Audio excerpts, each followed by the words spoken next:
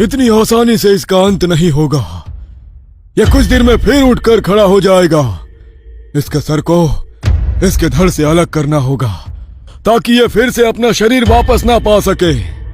तांत्रिक की मदद से उस दुष्ट के सर को एक मंत्र विधि के द्वारा ताबूत में बंद करके जंजीरों में जकड़कर मंदिर के नीचे दफना दिया गया और उसका धड़ अलग स्थान पर दफनाया गया।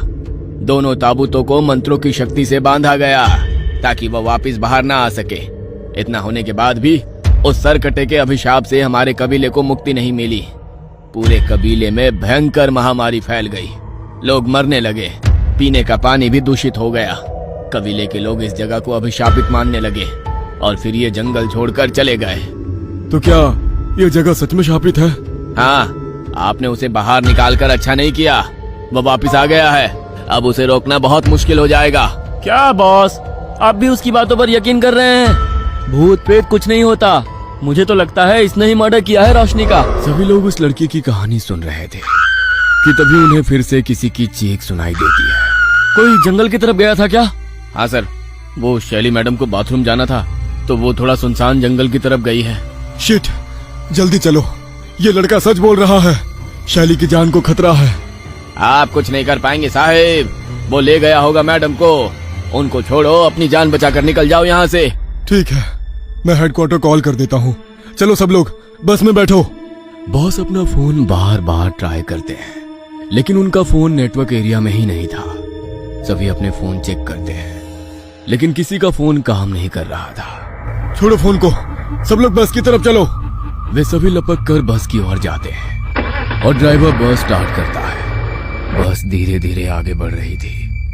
तभी बस के शीशे के बाहर विक्की को हवा में तैरता हुआ वही खौफनाक सर दिखाई देता है और देखते ही देखते एक लंबा सा हाथ आकर विक्की को चलती बस से बाहर खींच लेता है और जमीन में ले जाकर पटक देता है, जिससे विक्की के सर से खून का फुवारा छूट पड़ता है और उसी पल उसकी मौत हो जाती है।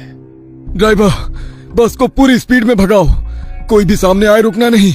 ड्राइवर बस को स्टार्ट करने की बहुत कोशिश करता है लेकिन बस आगे बढ़ने का नाम ही नहीं ले रही थी। सर, पता नहीं क्या हो रहा है, बस स्टार्ट ही नहीं हो रही। हम सब मारे जाएंगे, कोई नहीं बचेगा। आप लोग यहाँ रुककर अपनी मौत का इंतजार करते रहो, मैं जा रही हूँ। रूबी बस से उतरकर भागने लगती है। रूबी को रोकने के लिए दो लोग उसके पीछे भागते हैं। अचानक ही एक बड़े से पत्थर से टकराकर वो दोनों गिर पड़ते हैं और रूबी दौड़ते हुए आगे निकल जाती है। क्यों मेरे पीछे आ रहे हो? जाओ तुम लोग, मैं अब तुम्हारे साथ नहीं आऊंगी। किसी गांव में जाकर मदद मांग लूंगी, मुझे जिंदा रहना है। इतना कहकर रूबी पलटकर देखती है तो उसकी चीख निकल जाती है। उसके ठीक पीछे सरकटा खड़ा हुआ था। सरकटा का लंबा सा हाथ आकर उसकी गर्दन में रस्सी की तरह लिपट जाता है और रूबी वहीं दम तोड़ देती है।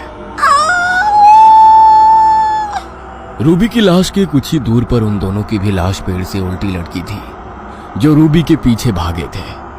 रूबी की चीख सुनकर बचे हुए लोगों में भी भगदड़ मच जाती है और अपनी जान बचाने को वो जंगल में इधर उधर दौड़ पड़ते हैं। अपनी जान बचाने की नाकाम कोशिश के बीच एक एक करके सभी सरकटे का शिकार हो जाते हैं और पूरा जंगल खौफनाक चीखों से गूंज उठता है। दूसरी ओर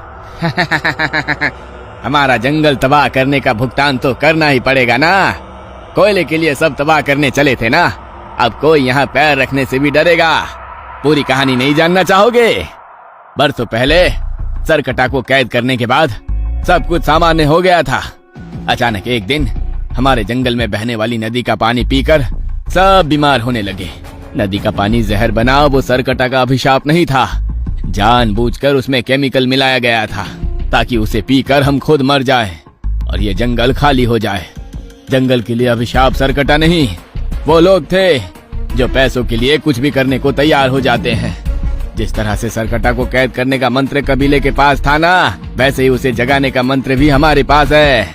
जब जंगल खतरे में आ गया तो उसकी रक्षा के लिए मैंने ही सरकटे के धड़ को उसके ताबूत से निकालकर मंत्रों की शक्ति से उसे जागृत किया। सरकटा अब इसी जंगल में भटकेगा अपने अगले शिकार के इंतजार में।